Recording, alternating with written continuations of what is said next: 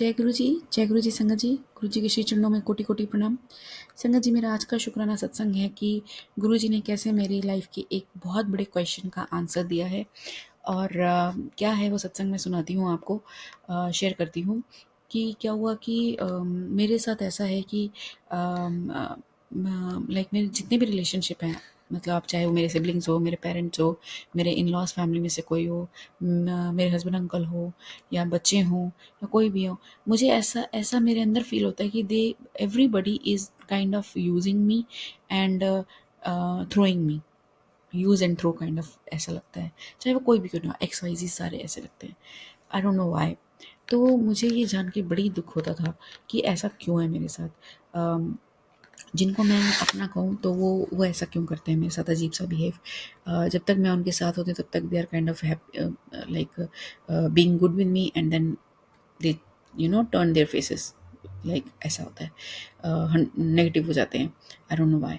तो मैं इससे बहुत दुखी रहती थी और मैं बहुत मन से सबके लिए करती थी, करती हूँ इनफैक्ट। तो जब मुझे वैसा नहीं मिलता बिहेवियर सामने वाले से, दूसरी पार्टी से, तो मुझे बहुत दुख लगता था। मैं ये सोच सोच के हमेशा दुखी रहती थी, रोती पिटती रहती थी। तो क्या हुआ कि मैंने जब गुरुजी ने मुझे अपने साथ जोड़ा, तो गुरुजी से मैंने यही क्वेश्चन किया और उन्हीं दिनों गुरुजी ने मुझे इस क्वेश्चन का आंसर देते हुए मेरे को एक सत्संग सुनाया भोले अंकल का। और वो तब का था जब गुरुजी अपने चोले में थे और भोले अंकल भी किसी वजह से दुखी रहते थे और उन्होंने गुरुजी से प्रार्थना करी थी कि ऐसा क्यों है। तो वो जानना चाहते हैं रीज़न कि उनके साथ बुरा ऐसा, मतलब वट एवर द रीज़न कि why he is going through this like rough patch of in his life. तो गुरुजी ने उनको उनके पूर्व जन्म दिखाए, 2-3 पूर्व जन्म दिखाए, और जिसको देख के उनको बहुत ही दुख हुआ। और इतना दुख हुआ कि वो ये नहीं बता पाए सत्संग में कि क्या था वो, मतलब वो ऐसा क्या कर्म किया था उन्होंने कि जिसके वजह से उनको ये भुगतना पड़ रहा है। बट ही सेड कि what ever he is going through is nothing as compared to the what he has done in his previous lives.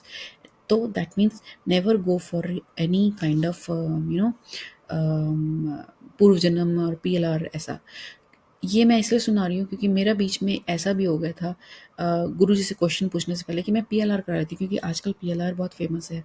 तो मैंने ढूंढा और मैंने डिसाइड कर लिया था कि मैंने इस बंदे से अपना PLR कराना है।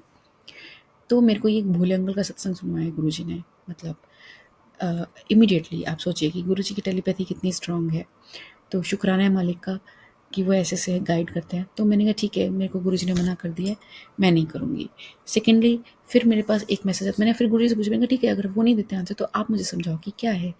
तो क्योंकि पूर्व जन्म तो देखना मना कर दिया, तो मैं कैसे रिलीज़ करूँ अपना वो कर्मा, मैं क्या करूँ, मैं ऐसे तो मैं सफ़र कर रही हूँ गुरु जी बहुत, और मेरे से अब ये ना पेन बर्दाश्त नहीं हो रहा है। तो गुरु जी ने मुझे फिर वो कराया, एक वीडियो सुनवाया योगानंद परमहंसा जी का। और उसमें था कि जो भी रिलेशन आपको सबसे ज़्यादा रुलाता है, आप उसको बुरा मानने की बजाय, आप उससे दुखी होने की बजाय, उसमें ये देखो, ये एनालाइज करो कि वो क्या टीचिंग आपको देना चाहता है। ये सब आपके कार्मिक पार्टनर्स हैं जो भी आपको रुलाते हैं और जिनसे आपको सबसे ज़्यादा दुख लगता है। क्योंकि कोई आपको इस बारे में कोई तीसरा पर्सन बाहर का आदमी बोलेगा ना बुरा, तो आप उसको इग्नोर कर दोगे, वो आपको इतना हर्ट नहीं करता। लेकिन जो कोई अपना क्लोज और प्यारा जो होता है ना, आपका प्रेम जिससे होता है, तो वो अगर बुरा बोले तो बुरा लगता है। तो वो क्या क्या टीच करना चाहता है, जब आप ये सोचने लग जाओगे ना और उस पर काम करोगे, तो you will release that Karma and आपको वो मिजरी खत्म हो जाएगी। और ऐसा ही हुआ मेरे केस में। और मैं शुक्राना करती हूँ गुरु जी महाराज का। मैंने अपने हर रिलेशन में ये जानने की कोशिश करी और वही गुरु जी का वचन ही आया finally at the end answer में, सबको माफ़ करो और आगे बढ़ो। जो हो रहा है, जैसा हो रहा है, उसको एक्सेप्ट करो, वो बेस्ट है तुम्हारे लिए। और 10% तुम्हें करना है, 90% नहीं करना है, वो गुरुजी ले लेते हैं। तो मतलब whatever situation you are in, so that is the best for you.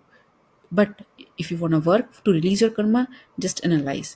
सो शुक्राना गुरुजी, इतनी सुंदर लर्निंग देने का, ऐसे मार्गदर्शन करने का। सबको आपके मार्गदर्शन की आवश्यकता है। सदा अपना मार्गदर्शन सबको करते रहिएगा प्रभु, अपने चरणों से जोड़े रखिए, भूलों के लिए क्षमा कीजिए, सब पर कृपा बनाए रखिए। जय गुरु जी, शुक्राना गुरु जी।